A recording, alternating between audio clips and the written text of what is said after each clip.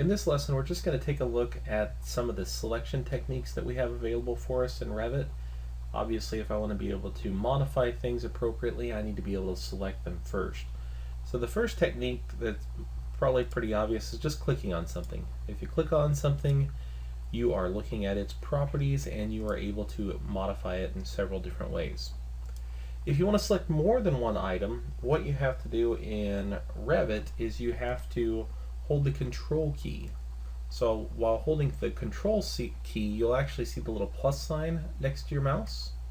Now while holding control, I can click on other objects to add them to my selection set. If you hold the shift key, it actually shows you a subtract sign. So while holding the shift key, you can click on items that you did not mean to select or that you just simply want to remove from your selection set.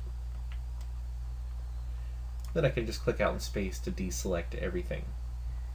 Another technique that we have for selecting geometry will be pretty similar to anybody who has used AutoCAD before, and that is the window selection technique.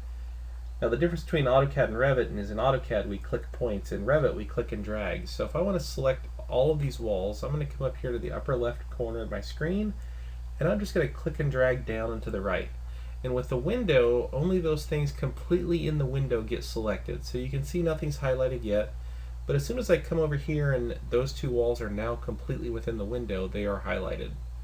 So again, you can see as I come down, only those things completely within this window will be selected. And once more, I'll click out in space to deselect that.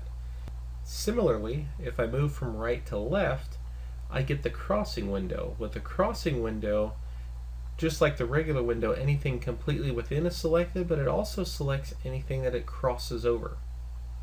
So here you can see that I just simply need to cross over geometry to select it. And once more, I'll click out in space to deselect. Now the last selection method I want to show you is how to select a chain of walls.